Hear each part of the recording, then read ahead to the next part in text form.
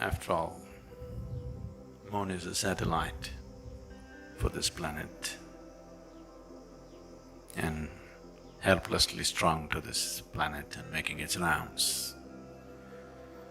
So what is the significance? Why these full moons and no moons are held significant?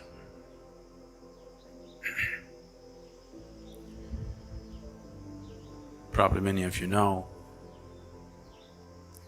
that you may not know, I hope you do not know this by experience. You should know that if someone is mentally disturbed on a full moon day, on a new moon day, they get little more disturbed than usual. You're aware of this? Happens to you?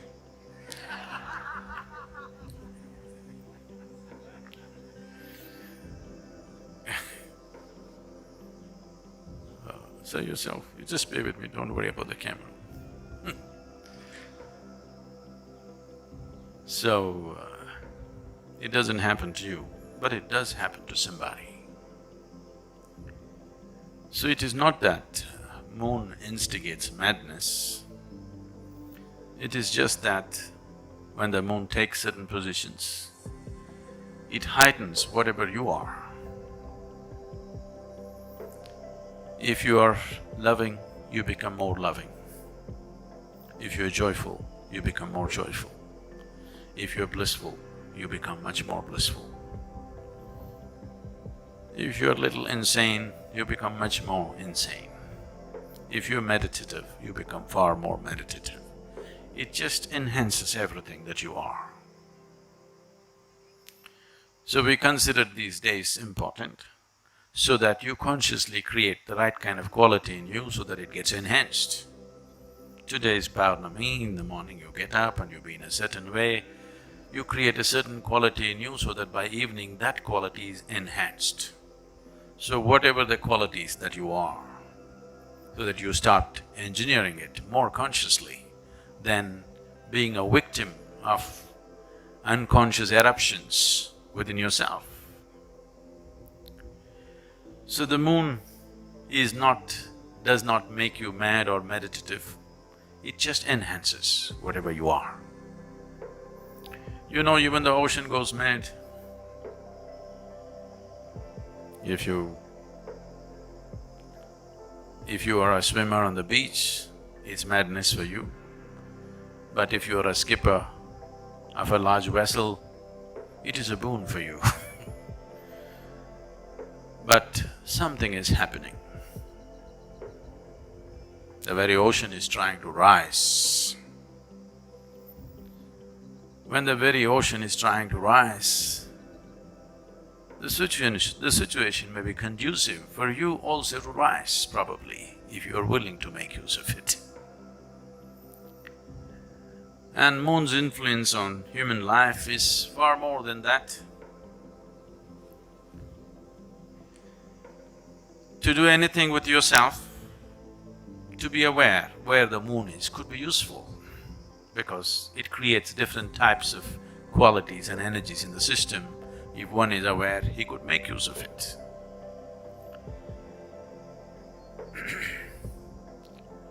In English language,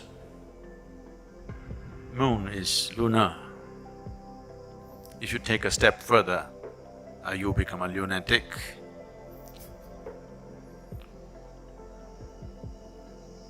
So generally, the influence of the moon is considered illogical. Anything illogical, generally in the West got labeled as madness or insanity.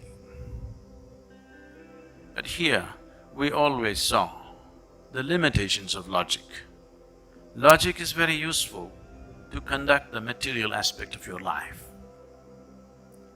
If you want to do your business, you want to build a house, you want to do all the things in the world, you have to be logical, there is no other way to conduct it. This is the problem with us. To conduct the outside, we call the divine. To conduct the inward, we try to go at it logically. Both won't work for us. So, when it comes to subjective dimensions of life, if you're not willing to step beyond the limitations of your logic, then nothing ever will happen. If I ask you to close your eyes and do something very simple, you sit here and calculate, okay, if I do this, what will I get, what will happen, this. Nothing will ever happen to you. If anything beautiful has to touch you in your life, if meditation has to touch you, if love has to touch you, if bliss has to touch you, you must be illogical. Everything is logically correct, but you have a long face because everything is correct with you. You're correct, but life doesn't work like that. If you wake up in the morning, tomorrow morning when you wake up, lying down in your bed, think 100% logically.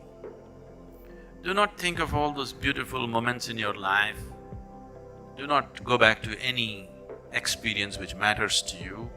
Do not think of the birds in the sky, the sunrise, the flowers in your garden, your child's face or a loving moment in your life. Don't look at any of that. Just think logically.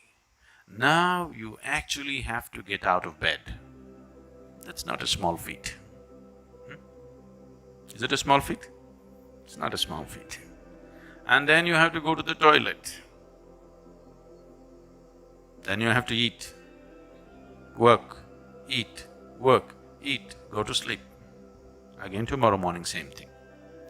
Cut out the experiential aspect. Think of your life 100% logically and see. You have to do the same damn things for the next 30, 40, 50 years.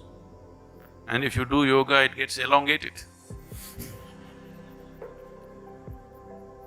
Gets stretched further, The same nonsense every day, every day, every day. Just think logically, is it worth it? Is it worthwhile? Is it worthwhile? No. Moments of extreme logic are moments of suicide. And all of you have been committing suicide like this, but you don't do anything these days in one shot. You do everything in installments. You're committing suicide also in installments. I want you to just look back. If you're unable to look back, when you go home today, I want you to rummage into your old pictures and see when you were 5, 6 years of age, how your face was. It was like this. Now, it's getting longer and longer. So, if you have to step out of your logic, unless you do it in a certain way, it sounds senseless. Because right now, your idea of sense is only logical, isn't it? But please see, the most beautiful moments in your life have happened to you only when you kept your logic aside a little bit. Yes? Logically examine your love affair and see, it'll be the most stupid thing you can do. Really. Yes or no? Maybe it's the most beautiful thing in your life, but logically dissect your love affair and look at it, it is the most idiotic thing you can do. But it might have become the most beautiful experience in your life. So the logical dimension of life and the experiential possibility of who you are diametrically opposite. So in yoga, we look at you as two aspects, the sun and the moon. You've seen the symbolism? You've heard of the word hatha, hatha yoga? Hatha means ha, means sun, tha means moon. So these are the two dimensions. There are various symbolisms for this. You have seen Shiva being represented as half man, half woman, all these things to suggest there is a logical dimension to you and there's a dimension beyond that. If you do not explore both, you will be an incomplete human being. or you will be only half alive. So when we say a spiritual process or yoga or whatever, what we're looking at is how to become a full-fledged life process, not a half-life process. Just the body is alive, that's not good enough. Everything in you should be aflame. Only then you will see whether something is happening or nothing is happening, it's worth being here. If you sit here, it's worth being here. If you open your eyes, it's worth being here.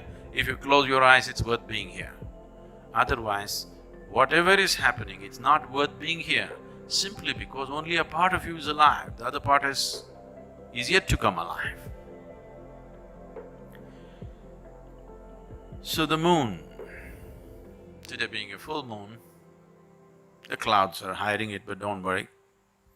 Whether you can see it or not, the influence of the moon is very much there. Because on a no moon day or a new moon day, the influence of the moon is far more than on the full moon day. So whether you perceive something or do not perceive something is not the issue, the influence is anyway there. There is a logical element to you which helps you to handle the material well. There's a dimension beyond logic, without it the subjective dimensions can never be accessed.